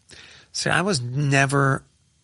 Well, I gave up playing electric when I started playing classical. So I didn't play that much electric except for when I was teaching lessons. Yeah. And I was always pretty much a straightforward, like plug in, use the distortion on the amp kind of guy. Yeah. And then over the several years, the last, let's say a couple of 10, 15 years that I've been playing an acoustic duo, I started using a pedal board. Yeah. And everything from some overdrive and everything on an acoustic guitar. Man, do you find that there's a learning curve with pedal boards, man? You got to figure out, how do I connect these together? How do I do this? Whatever the sounds are going to. Oh gosh, yeah. I'm still trying to figure it out. I'm still, but I mean, I think I have my kind of basic system, I think I got it sorted out now. But yeah, there's definitely a learning curve. And for my more like straight ahead stuff, I just have a cutting board, and I usually have some kind of like low gain, some kind of overdrive, or just maybe just a boost. Yeah. And something else that could just be what my mood is, and then my analog delay instead of a reverb. And I'll play my archtop through that, through a little Hendrickson, little solid state amp, or my Princeton. That's probably my favorite. But yeah, there's a learning curve to like how they all work together, and you change one thing and then the whole board is different. Yeah. Where you're putting gain stages and what pedals have a buffer, which ones don't, it changes. And there are things that I like to put in front of stuff, like I love my Univibe first before the distortion. Some people don't like that. Sometimes people say, oh, Univibe should go after that. But Hendrix put his Univibe first. At least I think so. Yeah, I'm pretty sure. You can't argue with that sound. That tone. So, but everything changes, and it's like when I like fuzz pedals, although I don't use them a whole lot. Like I love a fuzz, but fuzz it took me a long time to learn that fuzz has got to go first. Yeah, because I have this fuzz pedal. It sounded great. It's all nasty and raunchy, and then I put it somewhere else on my board and step on it, and it's like everything just evaporated. There's no tone, there's no fuzz, and then so I was like, oh no, man, it's got a germanium. You just got to go it's got to go up front. And so I put up front, and it's like, oh yeah, there it is. Yeah, but then that affects something else down the chain. Yep. So, and then like I said earlier, then I do all that. I get so into it, and then I'm like, I don't even want to do this. Plug straight into the amp today. But I do like it. But there is definitely a bit of a learning curve to it. Yeah. I think it took me a long time because I never really used pedals besides being a kid, and I had I'd hit my chorus pedal and it was on all the time, and I just was Alex Lifeson, I'm going to have just eternal chorus. Yeah. But I remember when I first started, man, it took me a while to get used to in the middle of a song, not slamming on it and, being able to tap gently without, and just there's something to use those pedals in a certain way, not interfering with another pedal. You might move your foot if you've got on my pedal board, maybe I'll show you later, I've got an upper deck, and sometimes I actually kick a dial on something else. So there's so much that goes into your little learning curve of pedal board, Yeah, for me, and even if I have on my days where I just have them everywhere, I never want it to be a distraction. Mm-hmm. And I won't use it if it's like, oh, I got to use this or I got to step on this. And if in a song a distraction to the listener or distraction to you when you're playing, a distraction to me while I'm playing. Okay. So for instance, like with Jazz Is Lead, there's a lot of as I'm going from maybe a low gain to a high gain sound or adding something else in there, I want to be able to do it where I don't even have to look at the board. Right. I got to be able to make that change without looking at it and change that setting. Then if I got to look down and look and do this stuff, then it's so distracting. Right. And there's always a little glitch or something. It's got to be set up to where it's automatic. I can just tap on it. Yeah. And without any thought, it's got to be just as seamless, just like playing. But that's a lot. That's playing live though, man. You don't know what, I mean, how many times I've been playing in the middle of something and I go to hit the pedal and I think it's dark on the stage or wherever that area I'm playing in, and I think I'm hitting this and I hit the distortion pedal or the overdrive pedal instead. It was like, and you're like, oh crap. Oh yeah. You and me both. I can't tell you how many hundreds, if not thousands of times that's happened, but you just kind of get it, just kind of situated, and eventually you get it where it works for you. That's the funny thing about live performing, and I'm sure you've experienced it, you've performed a great deal, but is that instant where something is not right lasts. It might seem it might be a millisecond to you or I. You hit that wrong pedal, I got to go back and hit it. Yeah, but in our heads, it has lasted, 20 minutes. You're like, I can't believe this went on that long. How could that, Yeah, and you say some afterwards, and they're like, "What are you talking about?" Yeah. What do you mean? And it was excruciating. Yeah, excruciing in the moment. It's like, that's part of it. It's crazy how your perception of time is different. Yeah. When you're in that. Here's a great question for you performing. Okay. Have you ever been performing? Thought you had an absolutely horrible for performance, and somebody's coming up to you afterwards and be like, man, that was awesome. And in your head, you're thinking, what are you talking about? Are we at the same show? Oh, of course. Yeah. That's happened a few times. There's been times where I've been like, this is the worst you've sounded in a long time. You gotta either get it together or take some time. And someone's come up and been like, said some really, really kind of amazing, flattering things, and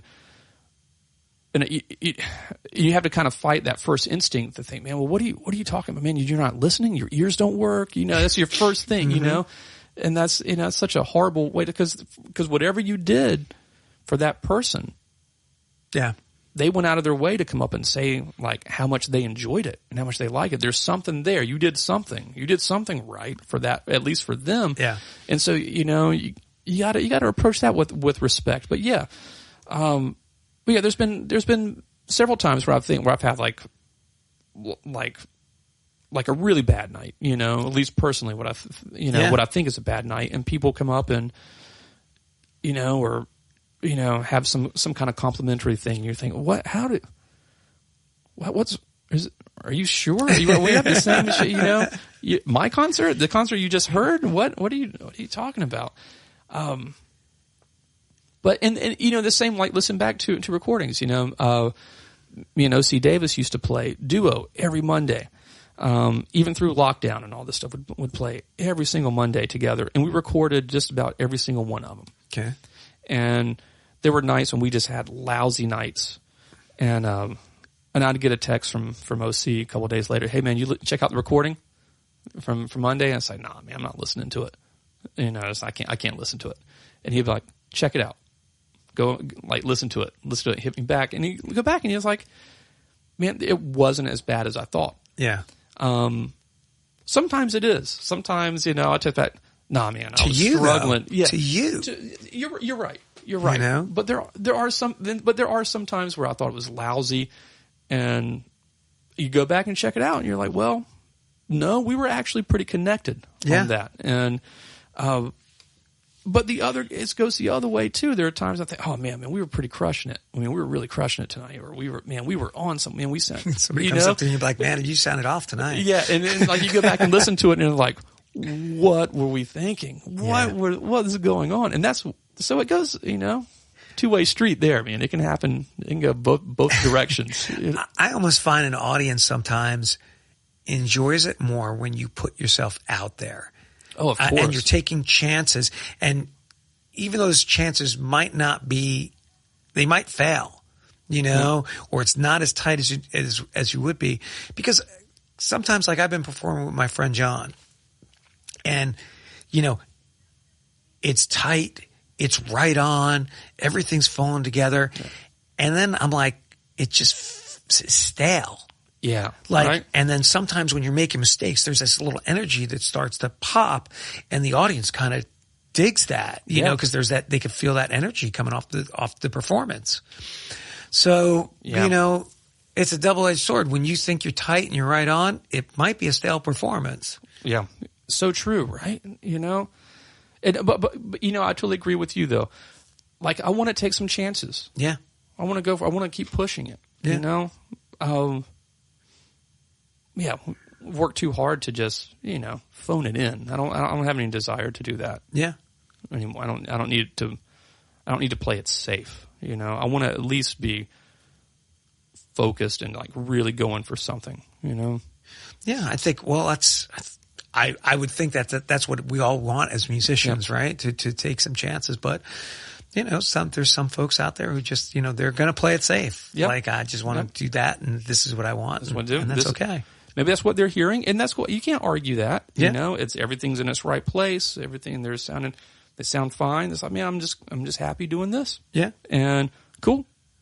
Yeah, cool. I got no problem. But for me personally, I'd rather have some clams in a performance, and say, well, yeah, I tried. You just got to get out of your own head, though, because again, it's that the way you interact with that moment is different than how the audience is perceiving it. They might think, oh my God, that was totally out.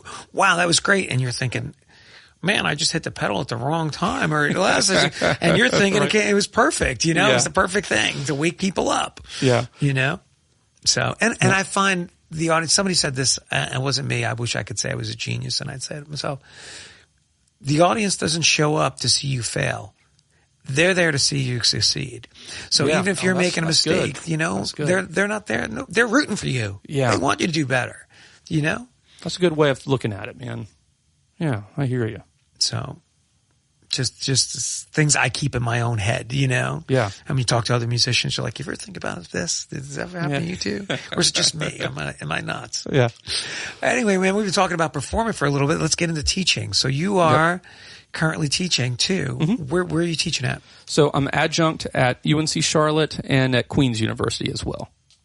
How long have you been there? So I've been at UNC Charlotte, I think, since 2015, Okay. and Queen's a couple years after that. So 2017, 2018, I think, Okay. somewhere around there. Okay. In that time frame. Are you primarily teaching jazz courses, or Mm-hmm. are you doing any classical stuff? No, so it's at both schools I'm there for jazz guitar. Okay. So that was kind of the void I was kind of filling there.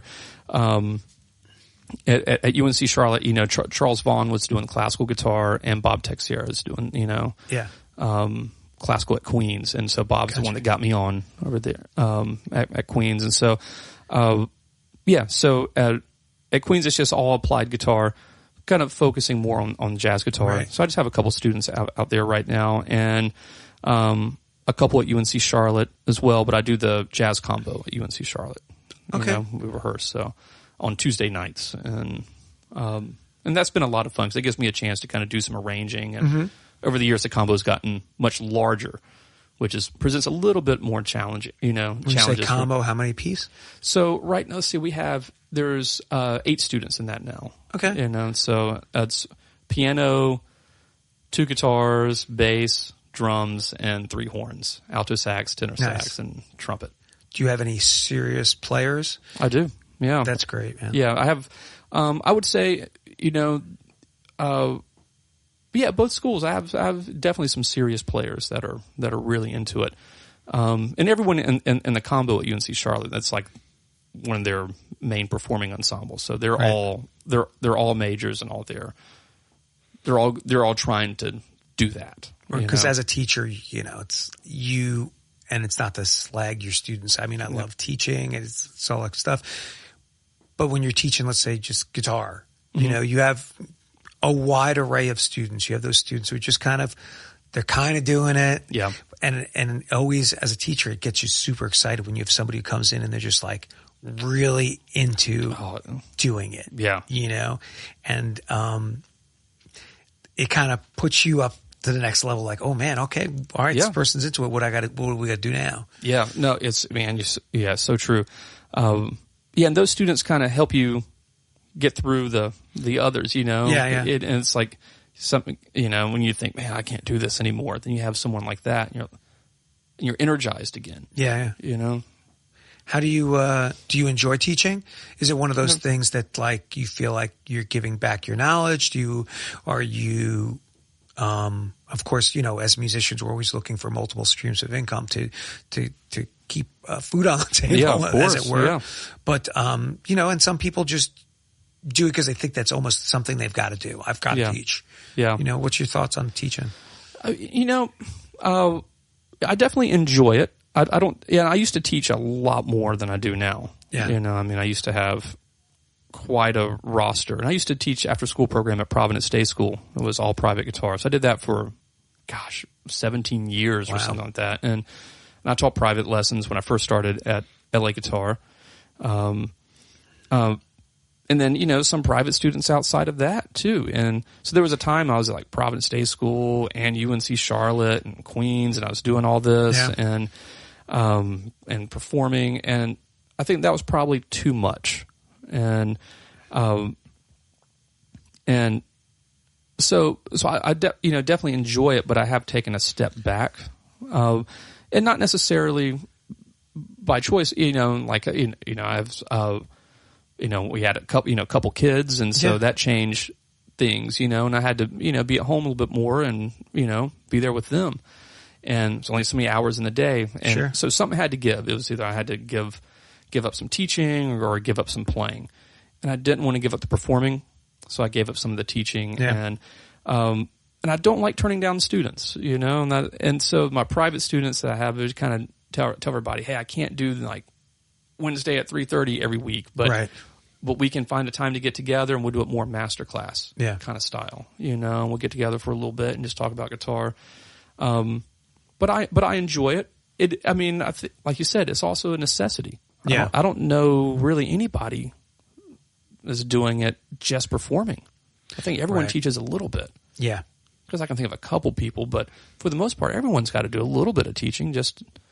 I think it's being a modern musician, and a working musician. If you're not the Rolling Stones, where that's all you do, it's part of what you do. Yeah, of course. I actually taught for about 25 years, and at the beginning of the year, I just decided I don't want to do it anymore. You put your time in. I'm taking a break. Yeah, at some point I may go back to it, but I think I got a little burned out, and not so much from the teaching portion of it, but more of along the lines of like, you were just saying you have kids. I don't have any kids, but I just would come home from my job as a music educator during the day, and I didn't want to teach till 7 o'clock at night. Of course, I'm like, I just taught all day. I want to come home and just chill. You got to turn it off. Yeah, I hear it, man. Yeah, I hear you loud and clear. So I think there is something. You touched on this a second ago. There is something I think important about giving back the knowledge. Yeah, I think there's something hugely important in being, being a professional musician, or I don't know if that's the right term for it, but it's important to give something back. Sure.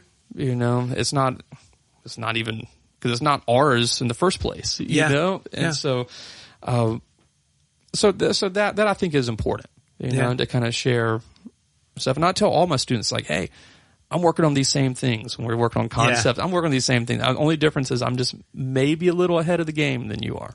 Do you find, I found this for myself at least, two things about teaching. One, that we tend to teach the way we got taught. Yeah. And then two, what I have tried to do with my students is be more formulaic and fill in the gaps that were never given to me. Oh, so true, man. So like certain things I would do with students, and I'd be like, I never got taught this, or even if I was, let's just say, it could be reading a chord chart, nobody ever taught me how to do that. Yeah. So I found a book, and I was like, when all my students, I'm like, this is important. And they're like, well, why is this important? Well, you need to be able to read a chart. Yeah. Even if it's just simple chords, you should be able to figure out this and jump around. Yep. This is the thing. Let's learn how to do this. Of course. How about you? What do you think? Yeah. I mean, the same thing. I definitely teach, kind of, I mirror a lot of things the way I was taught. Mm-hmm. And, for sure. I had I studied some violin just for a little bit. I had a great violin teacher. And she was just a great teacher and had these kind of little quirky things she would do. And I use a lot of even stuff that our short time together that I would use even in my teaching. And then there are things that, like, to kind of go along with what you're saying, that like I kind of struggled with, a little bit, and maybe I had to figure out my own way to navigate through it. And that's why I say, hey, check it out. When you're talking about, I don't know, melodic minor modes, let's think about it this way. Yeah. Because maybe someone else had the same difficulty with something as I did. Maybe looking at it from a different angle would help them out, and just, like you said, trying to fill in some holes, some things that maybe, I wasn't taught it like this, but hey, you need to know this. Or and there are things now that are maybe more important. I mean, not necessarily more important, but are different, that are important, that maybe weren't as important back in the day, you know? And I try to get everybody to read, and like I said, even just a chord chart. Right. Because you're going to, you know, if you get good at this stuff, someone's going to call you for something. Yeah. And they're going to put music on that stand. Yeah. I'm always amazed. I mean, through the years of you playing, you've probably run into this too. I've run into some quote unquote self-taught players, and I don't put myself on a pedestal above anybody, but I'm always amazed when I'm like, okay, man, I want to play this, C7 chord. What is that? Well, that's this. What do you mean? Well, it's a dominant 7th chord, man. You know? Yeah. Like, you should be, at least if you're playing, you should have some functioning knowledge about what you're doing, and not just like I look at the chord thing and I put my fingers here and that's how I play it. Yeah. I mean, there's a certain beauty to it, but I think there's also a simplicity to that. Yeah. Where you'll never get past that. You'll never get past this shape, this box or whatever, you know, and it's so much more. It's not a shape and it's not a box. Yeah. It's more than that, you know, like C7, if you say, you know, C7, just when you said that, like I can, you know, like there's an emotional thing that happened as soon as you said C7. I have a relationship with C7. Yeah. And that's an important thing, you know, to teach. And I think it's important for other players to have that, you know, not to just, you know, it's just go to the 8th fret and play this box. Yeah. You know, because that's not really what it is. Yeah. You know, but I'm always surprised. I have that same thing, you know, you know, have people and they just sound great. And I see it sometimes when I'm doing like a master class or doing like a lesson with somebody. And you're like, oh man, go back to the bridge where such and such is. And you're like, where's that? Well, I mean, how are you playing that way? It sounds so good, and you don't know what this is. You know, it blows my mind. I don't even know how that's even possible. Yeah, but it exists. You know. Yeah, and so those things do need to be addressed. Yeah, and guitar players, man, we're the worst on those kinds of things. Yeah, we drive everyone else bonkers, you know. What's the old joke? How do you shut a guitar player? Get a guitar player to stop playing? Just put music in front of them. Music in front of them. What to do. You know? Gosh, man, you would think that joke. I mean, I guess it's getting more and more less true now, but it's more true than not. But the thing, you know, I always found just studying classical that the thing that made guitar playing hard is that you could play the same damn note 5 different places. So you have to pick your where you're playing it, that region on the neck. Yeah. And then, are you going to jump to the next note? Are you still going to stay in that pattern? You know, I mean, and we're not playing. It's not a flute. Yeah. We're not playing single note lines. You know, you are playing. You can play multi chords. Yeah. You know, or double stops or whatever you're doing, and it makes it more difficult to read that. You know, it does. So I mean, we're definitely at a disadvantage with that, just right off the bat. And it's like, what do you know, where do you play that? You know, we have these option anxieties. You know, like where is this going to fall? You know, where do I play this? You know, I get it a lot. Yes, my students, you know, because they're progressing, say, should I play it here? Should I play it? Man, I don't know. And I tell everybody, it's like, where are you going? Where are you in the music? Where have you been? Where are you? And where are you going? What is your next step? Where do you want to be? You know, and that's why classical guitar is so great, because it's these problem solving. Yeah. Thing. You do all this problem solving just in a simple phrase. Not to mention fingering it. Where am I going to play it? How am I going to finger that? Exactly. How am I going to attach this to that? And we could. Yeah. Do you do that with jazz at all? I do it with jazz. Yeah. You know, like if you're taking let's take like a bebop tune, trying to find a fingering that swings. You know, you might have a nice, efficient, you know, classical guitar style fingering, but it doesn't swing. Right. And then I got to put it in a different position to make it swing.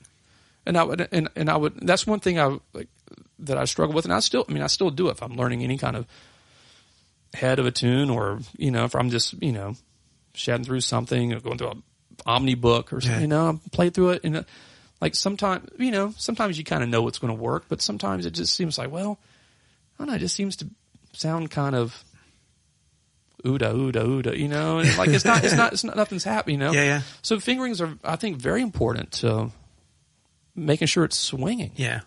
And comfortable. Yeah, comfortable and swinging, you know. And where are you slurring? You know, where does the horn player slur? You know, well, we can't slur across a string, so we got to put it here. But then that shifts this part up, and I can't get to the next section, you know. So the little things like that, yeah. You know, I try not to lose sleep over it or, you know, make too big of a deal out of it. But it is important to address. Yeah. But that's how I've kind of taken that. And that's my thing. Is this line swinging now? If I'm playing Scrapple in this position, is it swinging more if I play it up here? You know? Yeah. So I don't know. Again, it's that moment. It's that sound for what works for you, because you might figure out this fingering and be like, that's insane. And then like you do, somebody else shows you, like, oh, I do it like this. And you're like, oh, wow. I do it all the time. I see someone play something like, oh man, what? Oh, sweet. And sometimes it works for me. Sometimes it doesn't. Yeah. Sometimes you get it. Oh, let me get to that. And you play it and you're like, what? Why? Oh man, that like, why do I sound so bad playing it this way? You know? That's the wonder of music, is that it's like you take the same instrument, but two different people approach it completely different. Like, I don't know if you do it, just as an aside, I'm just curious, the thumb thing. Like, I've seen so many guitar players and they bring their thumb over the top. And I don't know if I've got a short thumb or something, but that was just maybe from my classical guitar background, having the guitar in the back of the deck, was never my thing to bring that thumb over the top. I never do it, man. I mean, every once in a while in a blue moon, I might do some. If I on like, let's say I'm playing like Solid Body or something. Yeah. Maybe that thumb will come. But it's, I mean, like, it's once in a blue moon that you're going to see that. Yeah. I might be afraid of the ruler still coming out. You know, that thumb is always in the back of the neck. So I'm with you. I'm with you on that. I can't do that Hendrix thing, man. Like, bring that thumb over. I'm like, oh my God. Yeah. You see some people that like make it work, and it sounds great, and it's effortless, and it's not cumbersome. Like, even if I just the thought, just like thinking about it while we're sitting here talking about it, like putting my thumb over, like it feels so weird in my like body as I'm imagining it, you know? So, yeah. There's players I've watched, and damn good players, and I've watched them and I'm like, how do you play so well? Because your technique is just horrible. Like, I've watched Lindsey Buckingham play. Yeah. Not in person, but videos and stuff. And I watch his right hand finger picking, and it hurts me to watch him play, but he does it so well that I'm like, I don't know how you play that well. Yeah. Like when your hands look like they're claws. Yeah. I know exactly what you mean. I have, players like that, and like, we take someone like I know Mike Stern had an injury, and that's why his right hand looks so strange now when he's playing. But I like, and he sounds just as great as ever. Yeah. But you watch him, it's hard to like. How do you even do that? He's got the pick like glued to his fingers. And I know it's because of an injury, But even take someone like Matheny that's like squeezes the pick, and bends the pick a little bit and play. It's like, how do they do that? How do you do this? But you can't argue. You can't argue against their playing. Their sound is there. Their lines there. There's their approach. There's nothing deficient in it at all. And that's what makes them them. Yeah. But if I had to play that way, it's like I'd probably clear out the room. Yeah. There's certain things I watch people play, and I'm like, I can't do that. Like, I've watched Eddie Van Halen's right hand, the way he plays, and I'm like, I can't do that with my right. Like, it's not in me. I didn't learn that way. My body doesn't play that. Yeah. And there's certain things you watch other people play, and you're like, I don't know how they do that at all. Yeah. Yeah. Even like the George Benson style, and like holding the pick, kind of the opposite angle from how I do it. And I tried. Like, I mess with it a little bit, and I get it. Like, I got enough of it down where I was like, oh, I can see the benefit of this. Yeah. But it's so unnatural for me. Yeah. That I had to go back. I had to go back to the other, I was just like, it's like, man, I don't know if I need, a lifetime to relearn, to learn this, it's But it's great. Like, I get it. I totally get it. And it makes sense and it's awesome. Yeah. But it's maybe more awesome for them. Well, it's what works for you. I mean, that's Yeah. what makes you you is that you do this and this is your approach, you know? Yeah. So I know this is your sweet spot where you like to be, but as we start, winding things down, how are you navigating social media? Oh, gosh. I am probably the worst person with social media and online stuff. And it's not intentional. Yeah. It's not intentional. I know it's necessary. I don't know what's wrong with me, but I got to do better. And that's, I'm not like a New Year's resolution person, Yeah. Like I need a resolution every day, but that's something that I need to work on. Yeah. Like legitimately. And one of the things that I told myself I'm going to do before the end of the year is start like posting some videos. I know everyone posts little videos, just little clips or something, because it's something I've never really done. Yeah. Everything that ever's been posted, someone else has like posted. I've never posted a video of myself playing.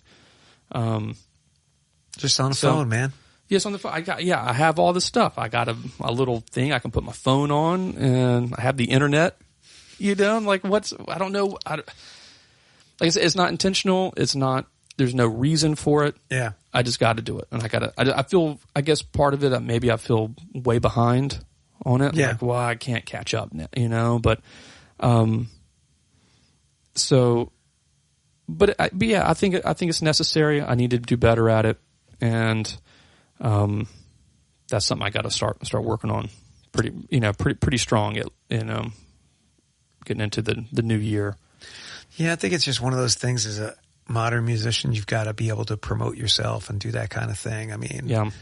I think we tend to, when you get to a certain point in your career or your age, you're like, I'm not doing this or I'm not doing that. I'm just going to do this at this point. But I still find it's, if for me, hustling gigs, they want an event, a venue you send something to wants to know that you're playing. Yeah. It's so true. Because they might not have heard of you. I mean, yeah, I've been in Charlotte 20 years. Yeah, I've been gigging and I've been playing all. Yeah, I never heard of you. Never heard. Yeah. Where are you playing? Yeah, where are you playing? Yeah, what do you? Yeah.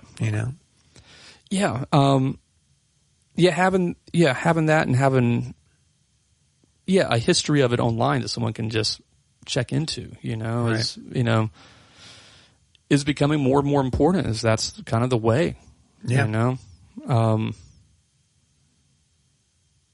And like I said, I wish I was better at it. Yeah. I know people that do it. I know, I know people that work real hard at it. It doesn't come easy for them either. Yeah. Talked to several people. What they have to do this is difficult for them. So, I just got to catch up, After a little while, some of it, I mean, if you're that type of person, some of it is just fun. Yeah. Like there's certain stupid little things I like doing. Like I like taking, one of my promo pictures and, all right, here's the events for November. Like, here's where I'm playing. Here's this list. All right. Now I got to format this and there's a minor artistic enjoyment out of it. Like, does this match with this and this, it's that kind of stuff. So those little things. Yeah. I hear you. So Troy, man, I just want to wrap things up. Yeah. Thank you for coming on the Queen City Music Podcast and talking for today. Thanks so much for having me, man. Yeah. What a great time. I love it. Yeah. It's great just to sit around and just talk shop, Absolutely. I love it. So thank you for the opportunity and yeah, man. Great. As we close things out, how do we get in touch with you if somebody wants to find out more about Troy Conn? All right. Well, I got to update my website, but the website's probably, once I get that updated, that'll be ready to go ASAP. That's just troyconn.com. So 2 N's. Yeah, 2 N's. CONN. troyconn.com. And there's an email link on that on the webpage too that you can use to contact me there. Instagram I believe is Troy Conn Guitar. Mm-hmm. All one word, and then Facebook is just Troy Conn, and you'll find the picture. I think you just Troy Conn Guitar. You'll find me there on Facebook. This episode will drop in December. Okay. First day of December. Okay. Are there any gigs you're playing locally in December that you know off the top of your head that anybody can come out and see you? I have a lot of private stuff happening. a lot of private stuff happening for the holidays in December. So, all right, going into 2025. Anything you know? It's I do have some things coming up, and some potentially cool things in 2025 happening. I got the Houston Jazz Fest, possibly. Cool. Metroplexity Big Band, which I travel with them some. Been a long time, but they're a fun band to play with. So that's tentative, but that might be happening. As far as December dates, I know we're playing early. It's like a little Christmas gig at a store in Providence called Tabor, and we're doing a noon to 1:30 set. Cool. Playing some Christmas tunes. Me, Ron Brindle, and Al Sergel, having our way with some Christmas jams. Sweet. But I think everything else I can think of right now is all maybe private stuff in December. Okay. Yeah. So if you want to see Troy and you need him for an event, yep. You can contact him for private events too. Yeah, of course. Not public events. Yeah. Sweet. Well, thanks again for coming on, man. Okay. Man, thanks so much, man. Thank you. Thanks for listening to episode 81 of the Queen City Music Podcast, and I hope you go back and check out past episodes. And if you've enjoyed this podcast, please share it with your friends. Also, if you have an idea for an episode, would like to be a guest on the QCMP, reach out to me at qcmusicpodcast@gmail.com. Also, check out our local partners. Records on the Wall at rexonthewall.com. Reporting from 20XX at reportingfrom20xx.wordpress.com. Queen City Live at Instagram.com/Queen City Live Music. And Charlotte New Music at charlottenewmusic.org. Until next month, get out there and support the local music scene by hearing some of the talented artists that call our city home. And have a happy and safe New Year.